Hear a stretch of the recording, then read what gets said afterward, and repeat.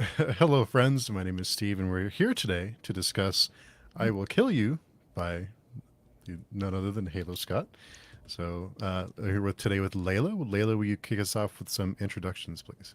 Sure. I'm a professor of English in St. Louis, Missouri, and I edit a web magazine called Ballady Magazine. And Halo? I write really dark and disgusting books. I think that about. And I'm also a founding member of Queer Indie too, so that's that's what I'm more proud of, I should say. Can confirm, yeah. But I wanted to. So we'll start with some non-spoilers for the book. So then we'll warn everyone before we get into the good stuff. But Halo, what was your intention? Right? What was your goal writing this one? I once again, I wish it was more admirable, but I wanted to write a psychological thriller, and I wanted the main character to just go off the rails and just be really crazy and see. I think like I knew he wasn't going to be a very relatable or a very likable character, rather, but I wanted people to be able to relate with him in certain ways and be able to, I don't know if cheer for him is the right word, but like have fun. I don't know. It seemed it was a lot of fun to write. I know it sounds terrible, but yeah, I just literally was like, I want to write a psychological thriller and have a lot of crazy fun. There was nothing more to it than that. And I think in the acknowledgments you mentioned, and thank you by the way for the mention that made my day in the back. But Oh, of course. yeah, but the you mentioned it was cathartic. What was cathartic about writing this one? Um, I mean, I think like it has a lot to do with I mean like in a very warped and twisted way about kind of defining yourself and being able to see, I think, relationships that no longer serve you and how you're trying to maybe compromise yourself for others and have others compromise themselves for you. So I think in a way it was kind of a cathartic part of my growth. I mean, like that was really the most adult part of it, but it was, I think, s- like seeing a lot of what I needed to let go of. Like I think I spoke with, I think it was with Queer Indie and the Rain Community Chat Show about how you can grieve a lot of different things. Like grief, you don't have to necessarily grieve a person. You can grieve a part of your life. You can grieve a favorite book that no longer kind of connects with you, for instance. There are a lot of times in our lives that we're grieving phases that we're going through. So that's kind of what I try to impart for, like, Alex grieving Aaron, to make it more, I guess, not to use the word relatable again, but, just something that everyone could identify with. And for me, I was going through a lot of kind of change at the time, and I just felt like it was a fun way through chaos to kind of get my feelings with kind of the grief of like who I was and who I was becoming. Not that I have murdered anyone, I feel like I should say. Yeah. Yeah. Some things I noticed again with not getting into spoilers. I'm always interested in books that are set with a corporate backdrop, and that's Mm. something I'm just curious if because I haven't read your other books. Is that um, uh, a typical choice you make, or is that stepping outside of your usual uh, you know decision making process about world building? It was so it was funny, like I think there are two two inspirations for that. One is I work in corporate and I've worked in corporate for a while. Even like from my internships in college, like I've just been in corporate. So like a lot of the corporate humor and stuff I try to put into my books, but I don't think I've gone so hardcore corporate humor until this one. And the Mhm. other thing is that I've been to Manhattan and I actually visited for Pride that summer, and it was like 95 degrees, Mm. 100% humidity. Maybe it wasn't that high. It felt that high, but it was like just stifling, and it felt like the real gritty New York kind of, I don't know, rotten American dream, that's like, oh, you want to come here and it's going to be so glitzy and glammy, and really everyone's just sweating buckets and fainting, and so I think that's like kind of combining. New York can be seen kind of as like the capital of corporate America in a lot of ways, and also drawing from my own experience. Those were like the two threads that came through. Yeah, because I worked in corporate for a long time too, and I really liked, or I always got a vibe of, especially certain areas of the building are just can be so desolate at times, Yes. and so I just kind of made some connections that way as well. And of course, more to say when we get to spoilers. Yeah. I think you point out something really interesting about being desolate, because like it was interesting, like my dad was a computer engineer, and so he worked he worked on all the computers for this big company, and they had to be temperature controlled, so they put him in like the basement. But it was like this really cool kind of creepy area that he was just like, you had to go to the back room that had no windows and just a bunch of monitors for computers doing god knows what, and it felt like this completely different, desolate, and yet I don't know, like hacker place. I mean, he told me he was imaging computers. Who really knows? Yeah, yeah. Well, when I was reading some of the scenes, even though I know they weren't all set within the company, that vibe just sort of carried over that there's somewhere that is just, desolate and hidden, but within the bigger city, Hmm. and uh, great stuff. It was really great stuff. Well, thank you so much for Yeah. reading. I'm very honored. And RY had a comment. Alex is relatable in a very twisted way. Halo says she hasn't murdered anyone, but the barn says differently. You don't talk about the barn, Ross. Oh my god. Yeah.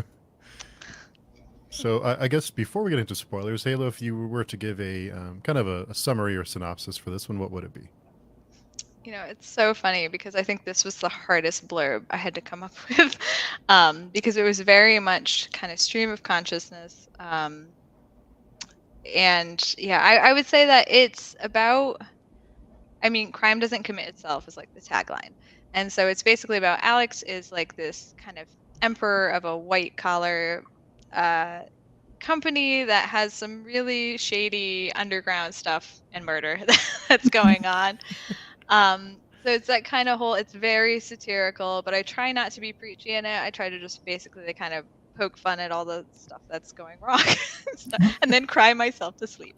Um, but and then yeah, he basically he has two young kids who are I think 5 when we meet them, and he loves them, and yet he feels like he's failing as a father. So he hires a nanny, Georgina, to kind of watch them. And at the same time, their mother passed away, and he's grieving her. And he meets this new woman, Emma, who kind of gives him a run for his money, and it's like this big tangle of chaos fun that goes on. And I know it's hard to say much without spoiling kind of what it's all about, but I would say it's about letting go of past things that don't serve you anymore, with a big helping of murder. Yeah, a big helping of murder. So, Layla, did you have any non-spoiler questions before we get into the good stuff? um, I would say I will say no because I'm not sure if my questions are spoilers or not. Actually, Fair enough. Yeah, so we can get into the good stuff, and I kind of saw. So we'll get into spoilers. So anyone who hasn't read it, we're gonna get into the spoiler territory. But Alex reminded me of like American Psycho on steroids. This is kind of like my like on like times 1,000 is kind of what I saw him as. Is that kind of what you had in your mind? Yeah, I drew a lot of, I just noticed that AKA Bob with the Yeah. that's great. Um, I drew a lot of inspiration from American Psycho, without some of the controversial kind of topics that are put in the book, because that was in I think set in the 80s and stuff, and there was a lot of stuff that I didn't I want to do without, let's just say. But also with Wolf of Wall Street as Hmm. well, kind of for the corporate side of things, and the whole like when Leonardo DiCaprio is just kind of going crazy at the end on like cocaine and ambition and New York and the American dream and everything. So I would say I definitely drew from that. I also like I think it's Christian Bale, the one who plays Hmm. yeah, in American Psycho, and I really liked his performance, so I did try to, you know, capture some of that in Alex, but making Alex, I don't know if it's crazier is the right word, but more out there, more far-fetched. Yeah. Well, something I do want to bring up, and maybe this is just a little bit spoilery, but something I really liked was the unreliable narrator aspect of Alex, because I kept switching between is he in a is he going into other dimensions when he does this, to is he imagining this whole situation, which could be different than going into other dimensions because it could have been a sci-fi type of thing. So, you know, the story was engaging, but as I went along, I found myself as a reader readjusting my understanding of the reality of the story as Alex moved into another scene or moved into something else. And I liked that about it because I did start to realize, wait a minute, maybe there's some unreliability here. But I wasn't quite sure where that was coming from. If the visceral scenes were real or something in his head, if they were real, that lent a different perspective. Does Georgina know? And what really happened to Aaron then? Although I didn't, I didn't expect what was coming with Aaron, but I did start to think he keeps going back to her and the chemo, and if he's doing all this other stuff, did he slip something in the chemo or something, and now he's got all this guilt. So I was just going all over the place with what could this be exactly, but then I kept wanting to read more because I'm like, oh, the next page, I'll figure it out. And so that's what one aspect of it that kept me reading that I really liked about it is it was kind of like a puzzle at the same time. Thank you so much for saying that. And I'll say that he was so unreliable that this is the first book I've written there. I wasn't sure where it was gonna go. Like usually I know the ending, and that is like I like to kind of pants most of it and like kind of have I need to have the world and the characters and their conflicts, but I need to also know the ending because otherwise I'll just wander and murder for years.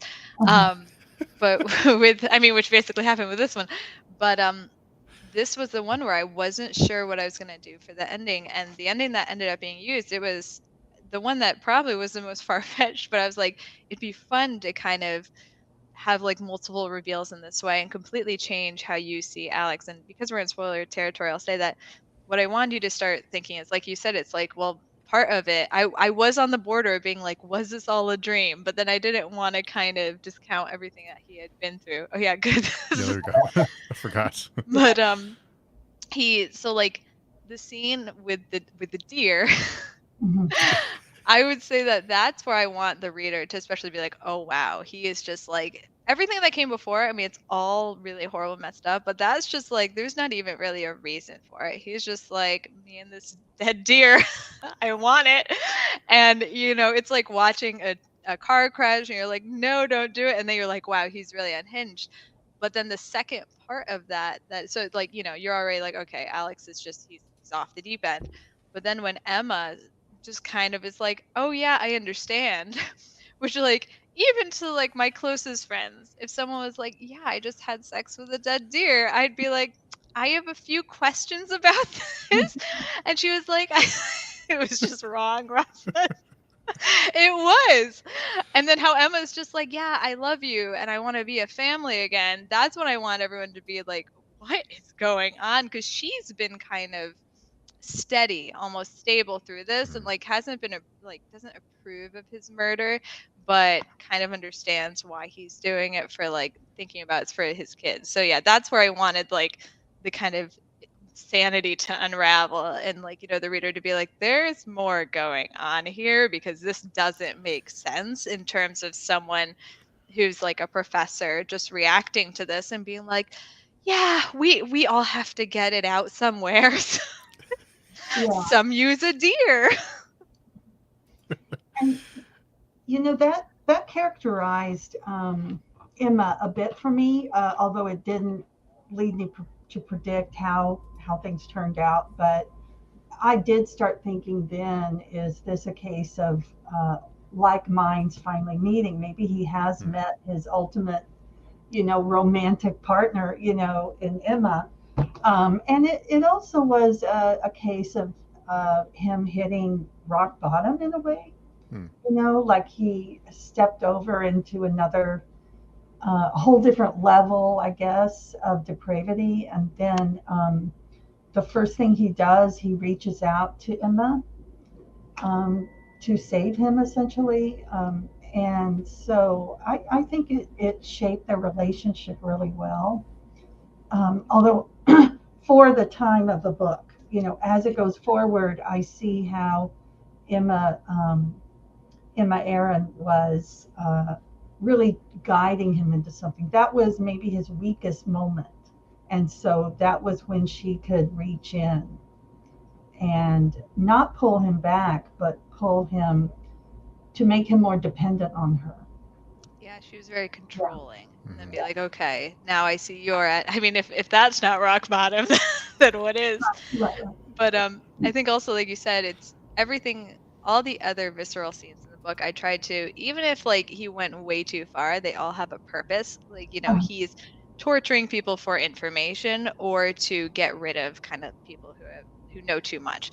The dead deer scene, it's and that's, I think, the scene that gets a lot of people, and they're like, wow, that was too far. And I'm like, it totally is. It is definitely too far.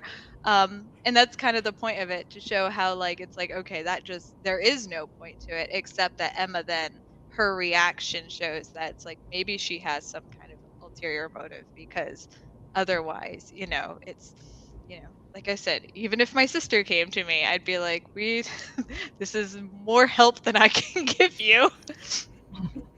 I'm here for you, but let's call a therapist. There's limits. Our friend Parmita's here. Hey, Parmita. And Aaron had a comment. Alex's life was so unhinged, but his conversations with Bob were gripping you as a reader. I kept forgetting you had told us not to trust him or you as the writer. Thank you so much, Aaron. Thank you for reading. Yeah, I had way too much fun with Bob. Like, I think that was one of the first things that I came up with, is that, like, in the risk cycle, Kiter especially talks a lot to the reader. But I was like, what if I really kind of make this a person, at least? Like, in the beginning, you think it's just in Alex's head. And he's kind of, he's very arrogant, and it's a way to cover his insecurity. But it's kind of his way of, like, the whole book is him basically bragging to Bob about how awesome he is. And that can be hard to stomach a lot of times, but it was really, really fun to write. Yeah. Like, there's sometimes I'm like, oh, he's so annoying. No, I really wasn't annoyed.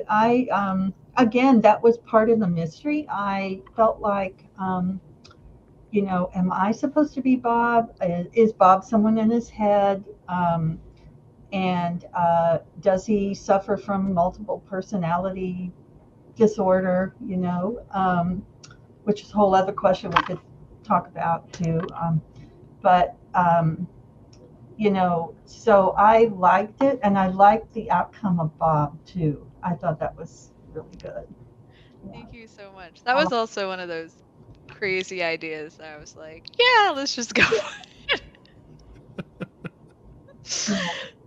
It works. Thank you. I mean, I think the whole thing is very, you don't, even from the beginning, like, he decides that, you as the reader, you're Bob from early on. And that's kind of a quick way to introduce that. Like, at first I didn't know if that was going to be too abrupt, but I was like, no, he kind of, he wants you to see, Alex wants you to see what he wants you to see, and he doesn't want you to see what, he doesn't want you to see. So I think that's an early way of just being like, all right, you're on for the journey. Come on, we're walking through Manhattan together, without kind of giving you time to catch your breath and be like, what is going on here? Whereas I think like if I did like third person like past, I don't think it would ever work because you would see just how ridiculous he is. Right. Yeah. You kind of need him to be cocky and like you know. Right. And I And like the way. Oh, I'm sorry. Go ahead. no, go ahead. I like the way it was written. Um, I think having it be third person would put some distance where I think the feeling that we were also in his head to the extent we could be personalized it more in an odd way. Not that I'm personalizing murder or whatever too, just like you said, but you You're an personalize, accomplice. how is this person rationalizing what they're doing and can I relate to that rationalization? That was the question I was following. So Thank you. I always bring some levity to the book too, because when the time that we spend being addressed by Alex, like, "Hey, don't judge me, Bob," or it's kind of brings some humor to those really disturbing scenes. It kind of, I almost feel like you needed a little bit of that just to kind of laugh, like, they're kind of like pointing back at you and saying, don't judge me, Bob. Well, that's what I try to do. Like, I think in some of my darkest scenes of the darkest books, like I don't want it to gloss over kind of really deep scenes or deep kind of confessions, but I think in some of the scenes where it's just like really gory, really dark, it's good to then just add some levity where he's just like, yeah, I'm aware that I am just, off my rocker, but this is what we're doing and you're stuck with me, so come on, let's go clean this up, instead of like staying in that kind of darkness. I think sometimes then it can lose its impact because you're down in the darkness forever instead of just making fun of the reader. yeah. I'm wondering, I'm still on the fence about how much Georgina knows. Because I think she knows a lot. Um, and just the way she's described as she's lived many lives and she's probably seen some things. She has seen some things herself. She's actually probably the only stable, semi-stable individual, in the story. But that doesn't mean she's always been. If she has lived all those lives, then she's had her moments probably. So I'm still on the fence as to how much she was aware of Alex's state of mind, but she must have been to some degree to be able to rescue him at the end and to be able to have her radar up when she got the call. Um, I'm trying to remember who she got the call from now. Oh, well, it would have been not Emma or Aaron, but Eva. Yeah, she got the call from Eva. Her radar went up. So I think I'm so glad that you picked up on that because like with her at the end, she kind of is the guardian angel really for all of them. And what I want to kind of show is that, she loves his twins. She loves them and loves taking care of them. And she also understands that, I mean, this is like very hyperbolic, but that people aren't perfect and, people are going to make mistakes. And I think, like I said, this is very exaggerated, but in society, especially, like, I think there's so much pressure put on parents of like, what is the right way to raise a kid? And now, obviously, I'm not condoning Alex's murder business as a good way, like a good side job to provide for his kids. But in terms of when he's home and kind of away from all the gore, I think that's where she's trying to be like, I know what it is to be in a bad situation and to help out. And yeah, I would say that she's really the superhero at the bunch, and like you said, the most level-headed, because everyone else is just insane. And Ross had a comment. Georgina is the best, and I want a book about her. Well, thank you. You know what's so funny? So Georgina was actually the first character that I wrote, because before it was named "I Will Kill You," it was going to be a rom-com, and I wanted to try something completely different. And so the first scene with Georgina was actually the first chapter that I wrote. But then I found out like I tried to keep writing her chapters, and they just making it a rom-com. I realized it's not a genre I can do. I have so much admiration for people who can stay in the joyous space for that long, but it wasn't me. And so she's kind of near and dear to my heart. Maybe we'll get a book about her doing some crazy stuff one day.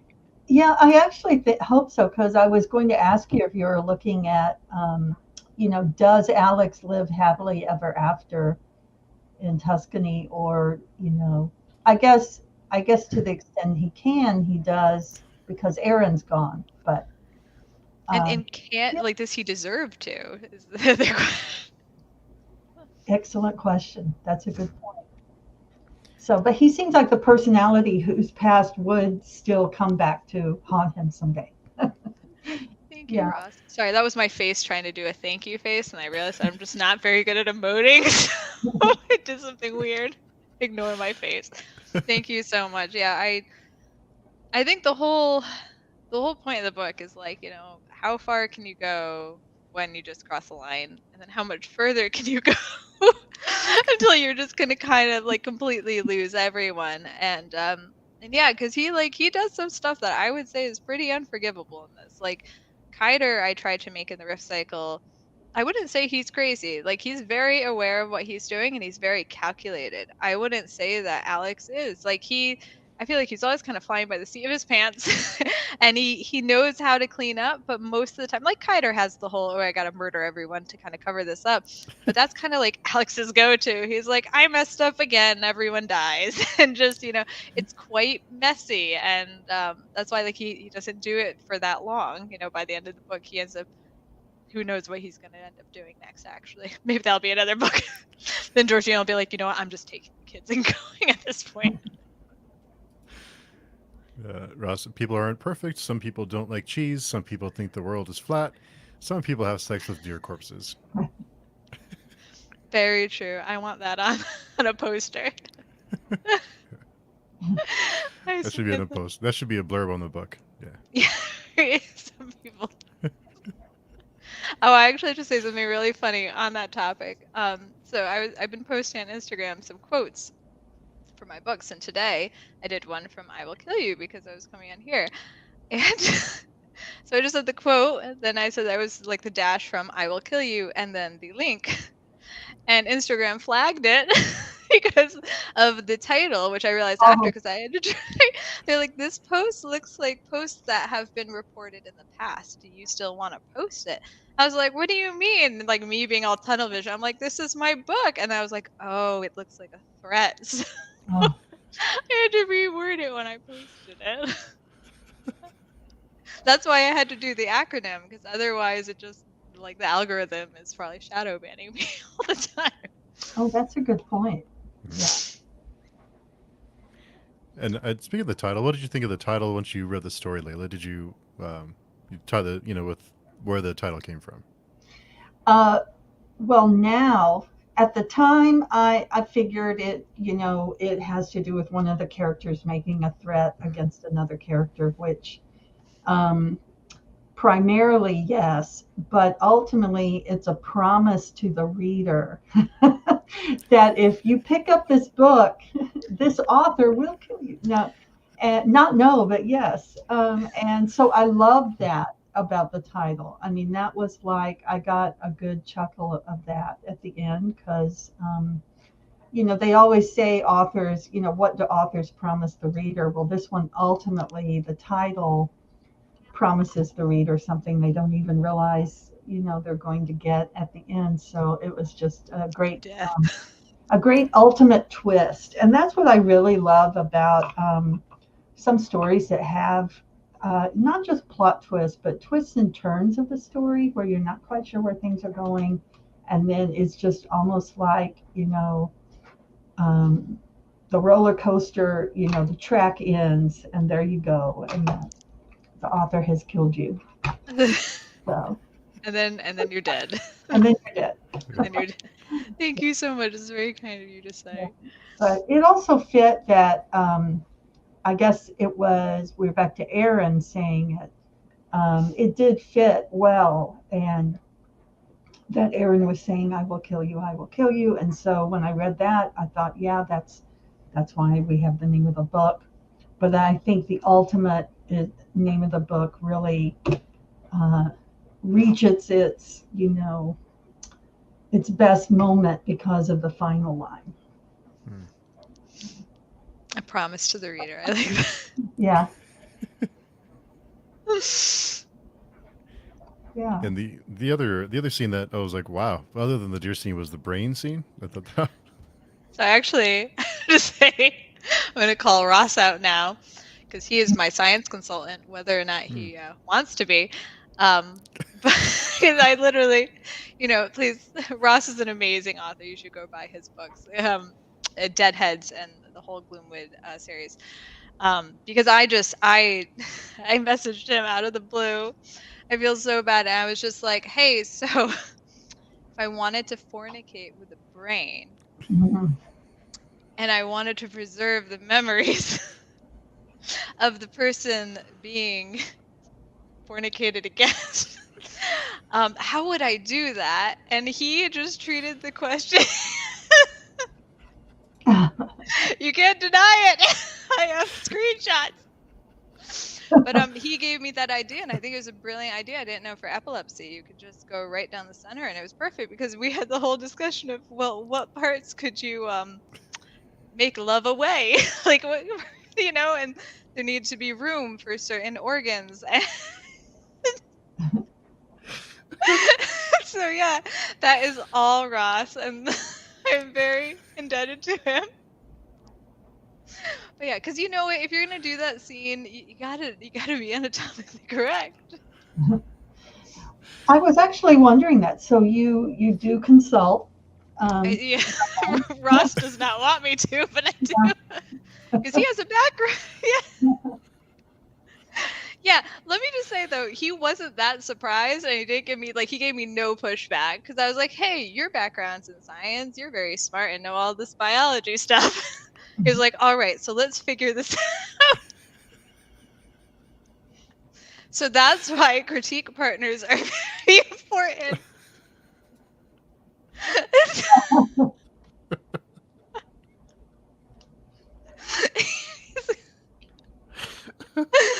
Oh man. I think that whenever I message him, he probably just gets this spike of fear now. Like, not another brain scene. Oh. Oh. So yeah, that's why it could actually work. If anyone wants to try it. Oh. Go ahead, Layla. I'm sorry. Oh no, I was just going to say probably not, but It'll get tied back to me or to Ross. but it is. How can I put this?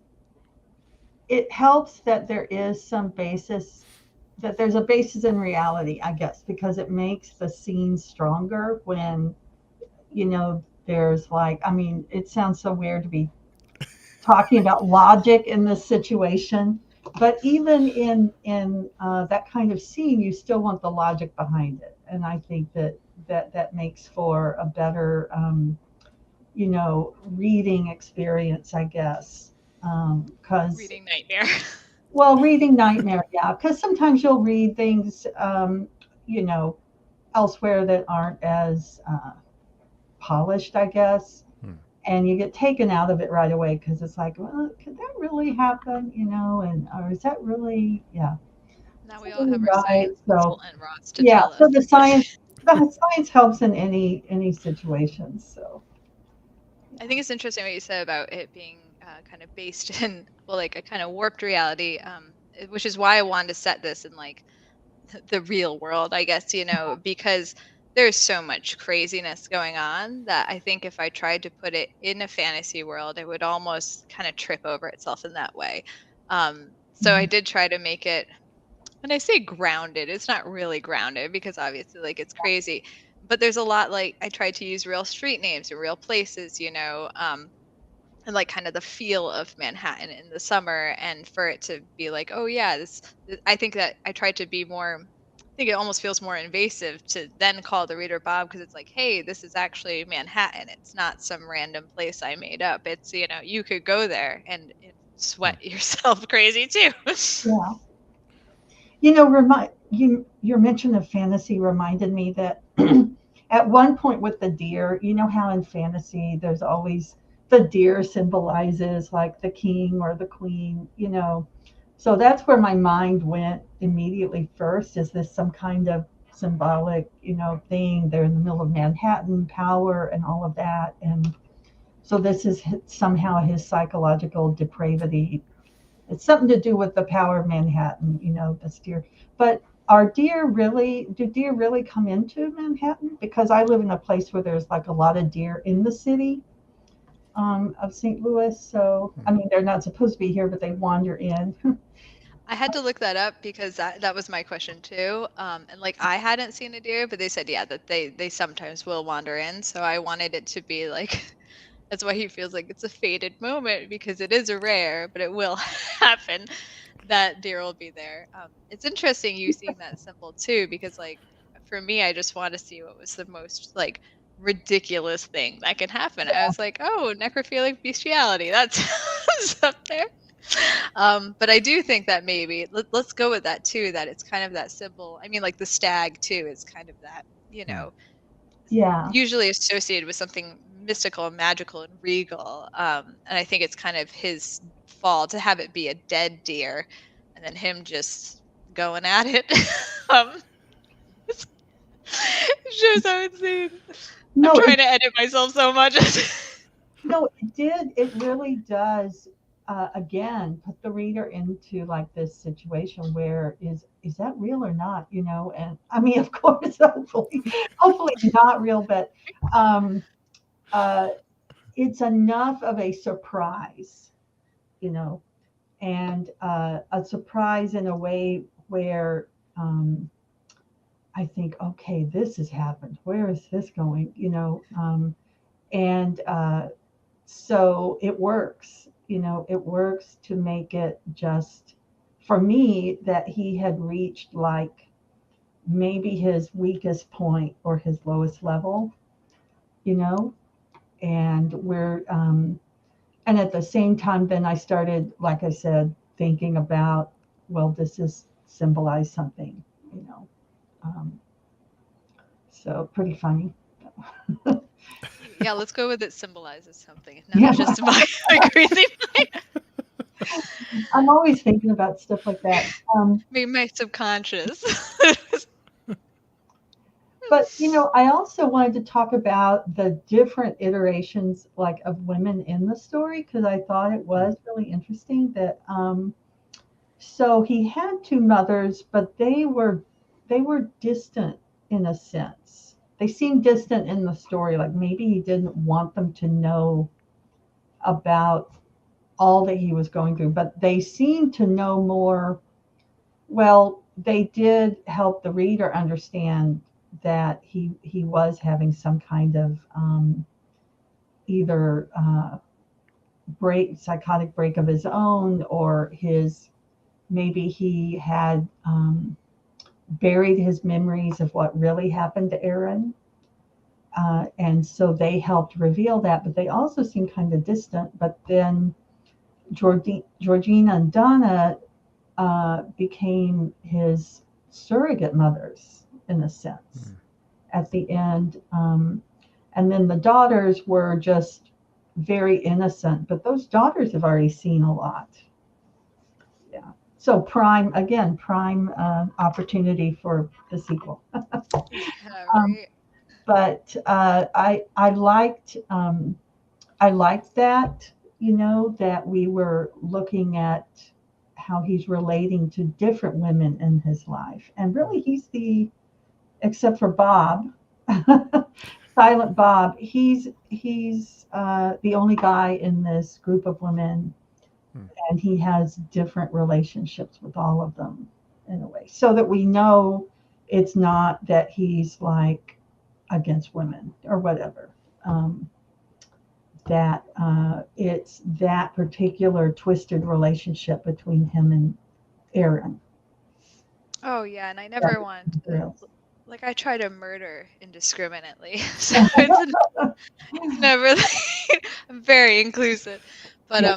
thank you so much for noticing that. It's interesting. Like I have a family friend who says like you never know what happens behind closed doors. Basically mean that even someone who you're really, really close with, you might not know that they're really struggling in a certain way or who they kind of really are. And I think for his moms, although like they want to do what's best for him, he has a lot of other siblings too, and I think they see what he's going through, but they also, I think that like Georgina is a better person to be able to help him just because she's more willing to kind of be like, yeah, this is messy and crazy, but you love your kids, so let's kind of drive this dumpster fire home, you know? Um, Yeah. but yeah, I tried to do that. And with the girls, yeah, it'd be interesting. Have them follow their father's footsteps. You know, those teenage years. Yeah. Yeah, we all have a rebellious phase. And I think I did mention this online, but it always you have a way of having funny moments, really violent moments, and then you have these really touching moments too sprinkled in with Alex and when he meets Emma and some of the lines of him adoring her, and so it's we run the gamut on just one page. Is that something that you try to do, or did it just happen that way?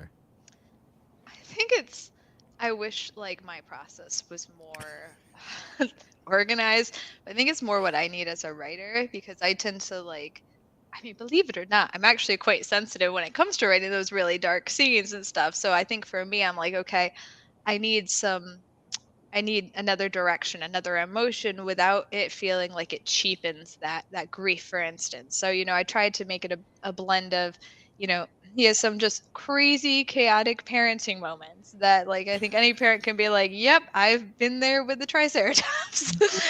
And then he has those moments where like, going anyone who's kind of had a breakup or a divorce or anything going into or like been widowed, going into the relationship after that, I think it's hard to open yourself up again. So I wanted to kind of show that for him and Emma, who ended up being a different situation, but how he's trying to move on and to make himself vulnerable again. And also he just kind of like he likes murder and he has this very dark side, and that he's trying to say like this is how it has to be done. So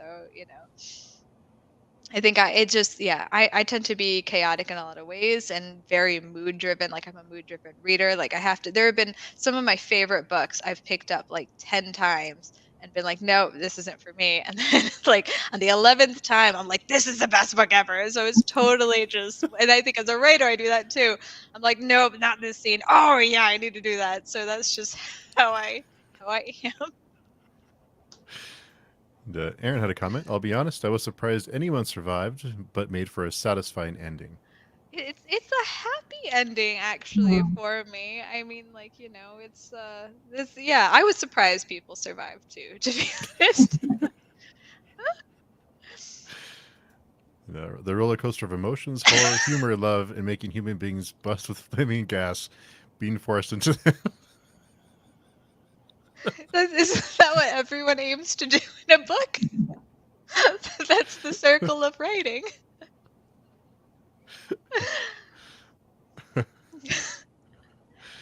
Good stuff.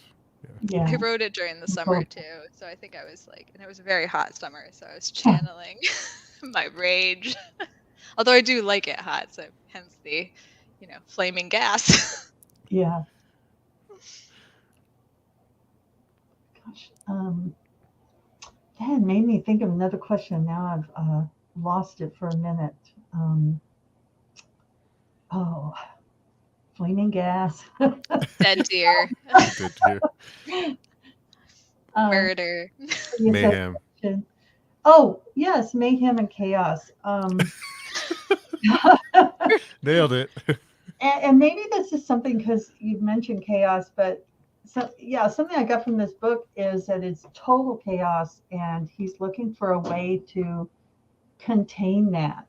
And I see institutions as kind of containing chaos. That's why I asked about the corporate world in the beginning. And so, can a relationship contain chaos or create chaos?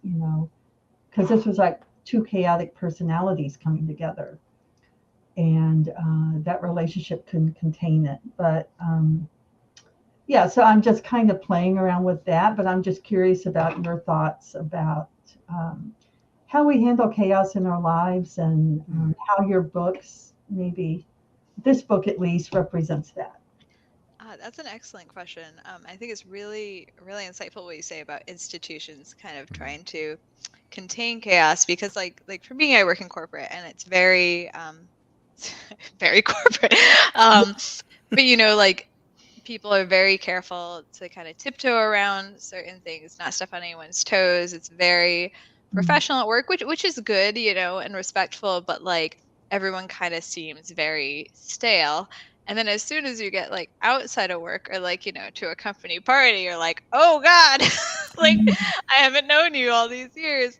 And it's like, put your clothes back on. What's going on? But I do think that I mean, like if you go into like my son's in kindergarten, and I think that's the perfect like it's just how like society is trying to contain the chaos, because like you take a bunch of 5-year-olds and you put them near like Play-Doh and or glitter, and it's like game over. And yet they're also able to, though, like sit for story time at times. And I think we never really lose that kindergarten chaos, but we just learn to hide it more. Except for me, which I just am always chaotic. So I think, I did though try to contain my chaos for a lot of years. Like I think people thought I was much more level-headed than I actually am. And lately I've been trying to just enjoy, like, like ride the chaos wave. Like I have 2 young kids, and it's like you just get to the point where you're like, actually, I'm not even going to try to control this. I'd rather just let them be kids and, let chaos reign and enjoy it while it lasts. So I think, parenting for me has helped me just be like, yeah, this is ridiculous, but it's a fun ridiculous. Yeah. No, I Now do. we need to go buy more flour because it's all over the floors. No, I agree with that. You have to just kind of ride the tide, I guess. Exactly. Yeah. But yeah, that's something I took from the book too, that I noticed and liked, that this is the mayhem and chaos underneath everything, and at different levels we try to put it into a package, and so that things can function to some degree. Yeah. And I see Georgina as kind of being the one trying to create the family package. Definitely. And I think like for chaos, like we all feel it, and I think we just don't all we aren't all honest with it. But like especially, when you hit hard times in your life, you realize, oh wait, everyone's kind of feeling that this is overwhelming too. Life is crazy. And I tried to be more honest with that. And like I said, it's hyperbolic. I go kind of too far to show that, hey, we all do experience this. But and so I want to show with like, Alex. I'm like, we all have a little bit of Alex inside us. Maybe not the deer part, but into some of the other chaos. Aaron had a question. It's ripe for adaptation. If a studio would be brave enough, who would be your dream cast, Halo? Oh my God, that is such a good question. And you know what? I haven't cast this one in my head at all. I do think like, I think Olivia Colman would make a great, like she's too young now, but I'm assuming like if this is made into a movie, it won't be for another like 30 years.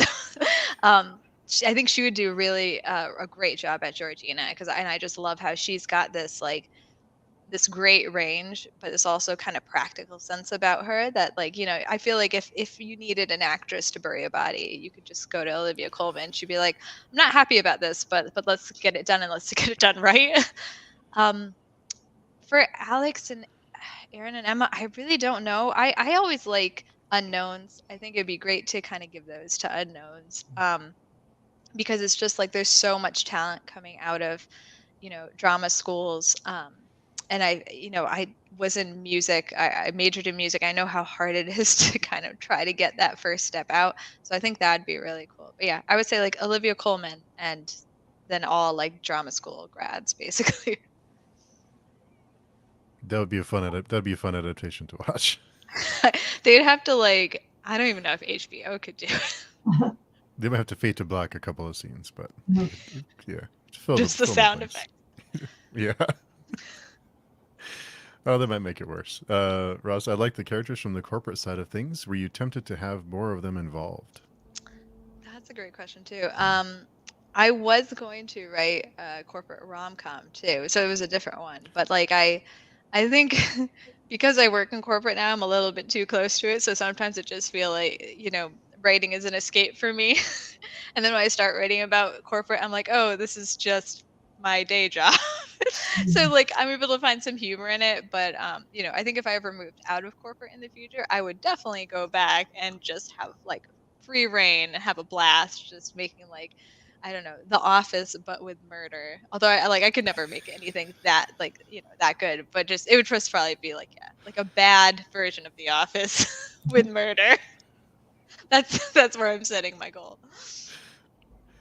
Have you ever written someone that you've worked with or work with in a book and just not told them or named them or had it in your mind that this is this person and they die horribly? I have put traits of people in my books, but I'm very careful not to put it directly. Same like with me, like I put parts of myself into my characters, but I try not to do like, an identical copy. Partly because like I mean, I don't think like any of the people I work with would read my books, but if they did, Yeah. I just don't want to be like, I'm like, hey, this is a conversation we had where you were kind of a jerk to me, and it's in a book. But I definitely have put little things like I make them subtle enough and change the wording enough so like they wouldn't know it, but I know it. I'm just like, yeah, you were really mean today. You're gonna have a bad death. Russ, I like the characters. Oh, sorry, wrong comment. Fair enough. You know what I miss? My day job. Let's write about that. Let's write about what I did all day. That's exactly yeah, and I think like if I move out of the industry in the future, I totally could, but it just like I tried it and then I was like, you know me, it's on my resume.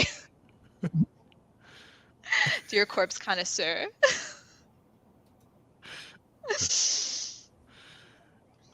The moment where Alex was told that his kids were in the building, that was like, whoa, that threw me. Yeah, I was like, oh, Me too. that's dark, darker. That was hard for me to write because I have kids and the whole thing at the end with them, I was like, I felt like it had to be done to show the kind of person Aaron really was and why, a part of Alex was like, I need to shut her out and make her into something she's not because she was abusive and because she was actually an awful person that we didn't realize throughout it. But those were definitely the scenes that were like the hardest to write, and they took me the longest too. It was like, Hmm. and also I woke up that day and I was like, oh, I gotta write this, but I don't want to, but it has to be done because it plays into it. Because I think without seeing that, you wouldn't see just how thoroughly Alex had lied to himself, and Hmm. made excuses kind of for her. Mhm. Yeah, I agree. That was a tough scene to read. Yeah, Hmm. in a good way. I mean, that's I what. tried to be sensitive to it, but you see how hard also that Alex is hanging on. And even at the end, they said like basically if Georgina didn't save him, take him away, he still wouldn't have taken away Aaron. And like he would have basically let his kids die because he couldn't let her go. And Georgina's like, enough of this, we need to move Yeah. on. So I had to make her like make her the villain basically in a way that was just so thoroughly like, okay, I mean, like, not that the deer corpse was fine, but that's the line, but yeah, those scenes were definitely the hardest to write. The deer corpse scene was fun. So.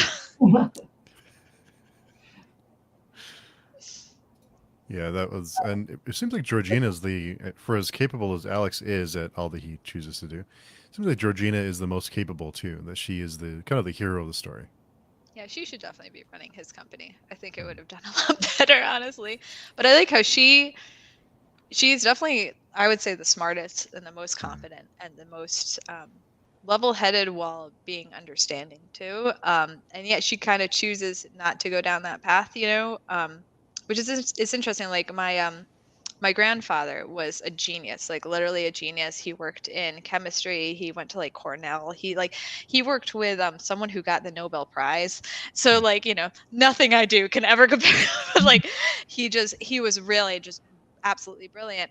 And yet when he was kind of, doing chemistry and day by day and everything, he enjoyed being a professor and like helping the students, but he didn't like the kind of bureaucratic aspects of it. So even though he was like, everyone's like, oh, you're where you should be, you're a genius, you have all these skills, like, you know, a savant in chemistry, he was the happiest running a general store. And he kind of, that's why I kind of tried to channel into Georgina. It's like she could be doing all these things that society was like, oh, you're great at all these things, so you should be doing this, you know, you should be winning those Nobel prizes. And yet happiness sometimes is about finding a girlfriend later in life and going and causing some chaos in, you know, Italy. Mhm. Going and getting a new identity, literally, and going to Italy. True. Yeah. You know, that part, just to come back about the kids, I think that was good. It was good for me to realize that ultimately everything Alex had done, he still um, has a weakness that he'll never overcome, you know, because he still could not choose his kids after having lived through thinking he had lost his kids.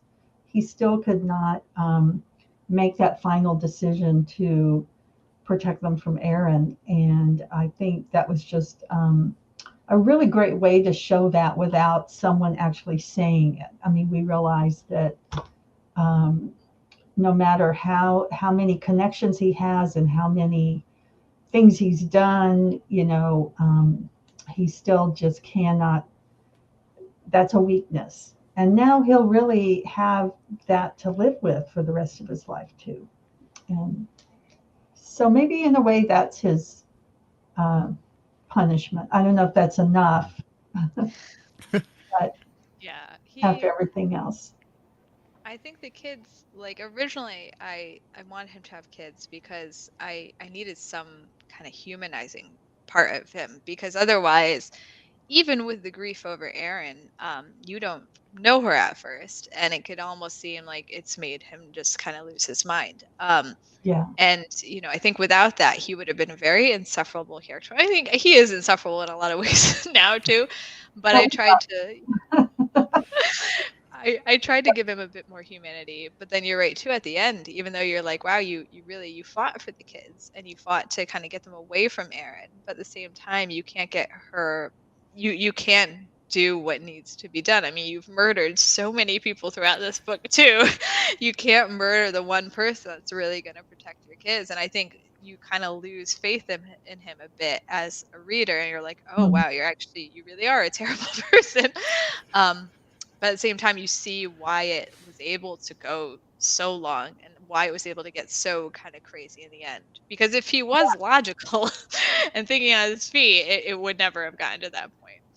Yeah. Oh, it totally makes sense. It's just a great example of showing versus telling, as they say, I guess. Thank you.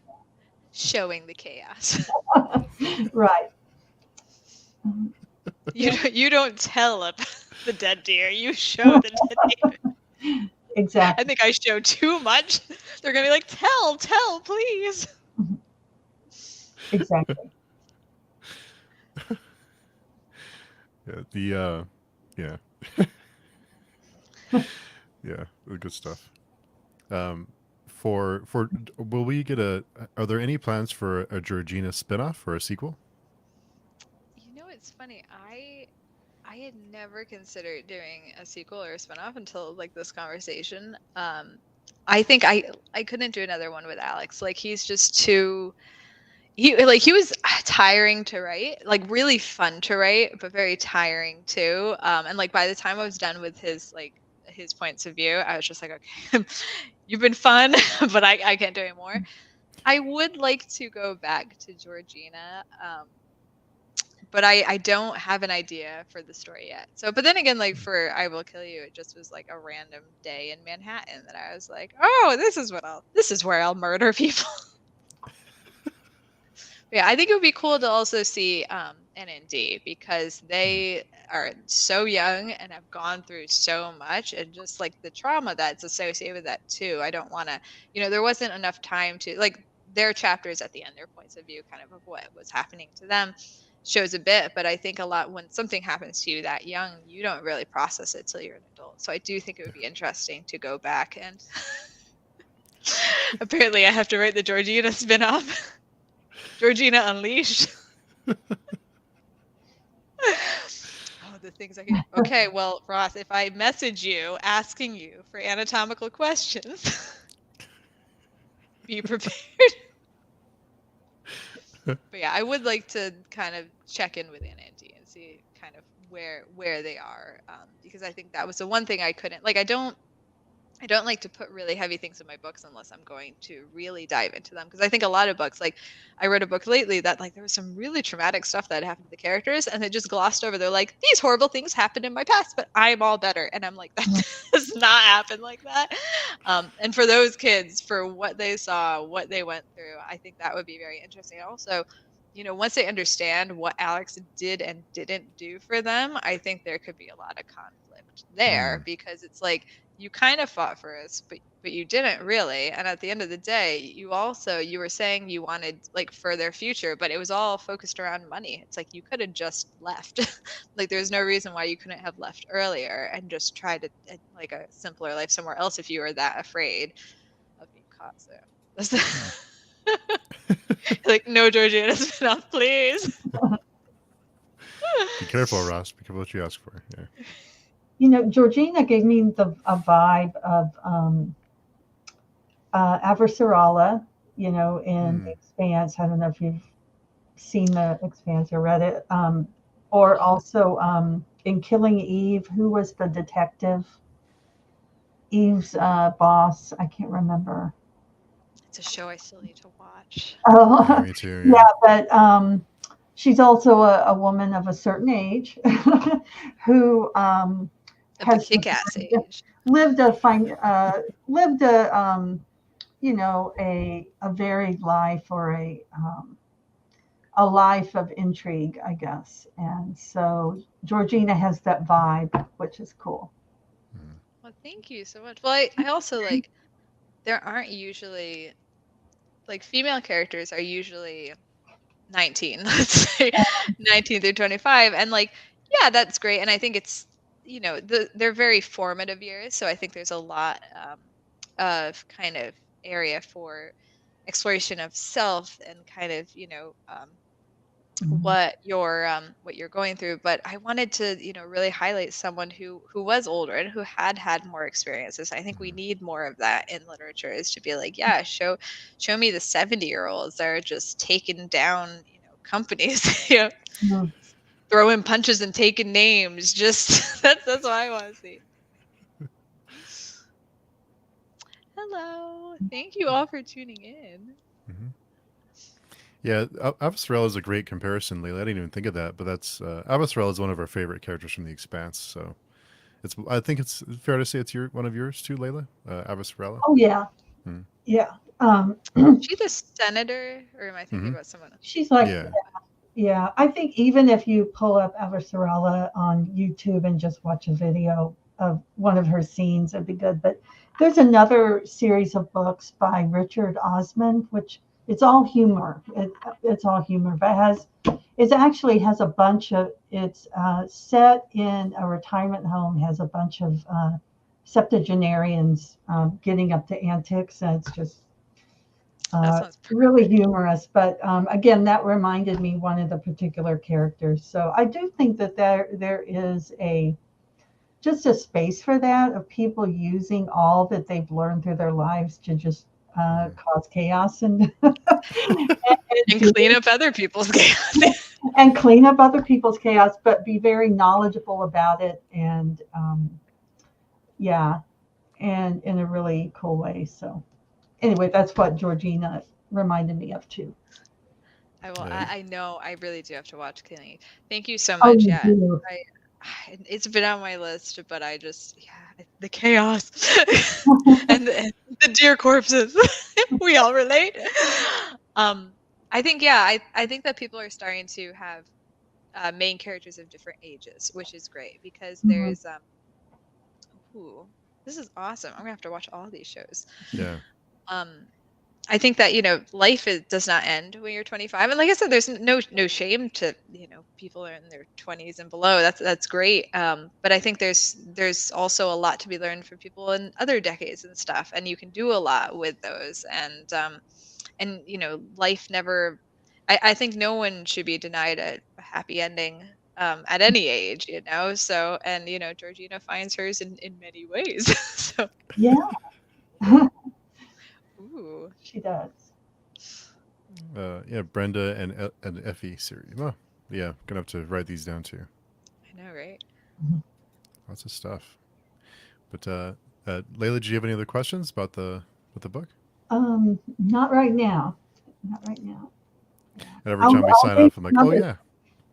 Yeah, I'll post them on Twitter if I do. But, no, I'll read other books. I really enjoyed this one. This is my first foray in, and I heard about it because I think you were on Steve's channel. Was it like December or something? Somewhere back a Yeah. couple months ago. Yeah. And so I started reading it. So I'll read more. It was good. Oh, thank you so much. I'm really honored. No pressure. They're very, very dark. And thank you to Steve for indulging my chaos and not kicking me off yet. No, I always have a blast, and they're just so much fun. They're murder and chaos and mayhem, but they're just fun. And they're Yeah. it's this huge. There's some passages in the Rough Cycle that had me tearing up. I mean, because you go from murder and mayhem to like turning people into confetti, and then you get this other part where it's like, oh wow, that like really touches your heart. And so you have a way of like touching all the bases. It's really It's wild. a full spectrum of human emotion, murder and chaos to emotional pining. Yeah, really good stuff. Yeah, but Yeah. thank you so much, Halo, for coming to hang out and indulging us about about the book and letting us ask you a bunch of questions and picking your brain and talking about all the research that went into brain penetration and dead deer corpse. Thank you so much for having me, and thanks to Ross for that. He's gonna kill me. Oh. Yeah, seriously, thank you for having me and for reading. It is such a dark book, and it's so weird that I knew I was putting it out there. I was like, this is gonna be very, very niche, a niche of a niche of a niche. So thank you. I'm very honored that you read it and that you got more from it than deer corpses, because I really thought that was gonna be the only takeaway. No, you even have Layla talking about chaos and mayhem. So I think we're good. Yeah. Great. Mission accomplished. Mission accomplished. Yeah, so Ross says, thank you, team. That was awesome. Yes, I'm going to have my vengeance, Halo. I look forward to it. Yeah, be sure to answer your DMs, Ross, so we can get that Georgina spinoff. He's gonna have so many new ones now with questions. Oh, thank you so much, Aaron. Yeah, seriously, thank you all so much for tuning in. This means the world.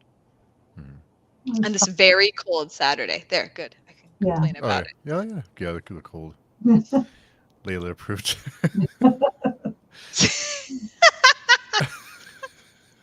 Hey, if you charge for it, I'm telling you, you can make bank. You may make some money some good change that way. Yeah. Right. I don't know how, if you'd want to put that on your taxes. Put in your resume, yeah. So there you go. In your bio. But so Layla, if someone wants to connect with you, where's the best place to find you for chaos and mayhem? Oh, well, that's a different no.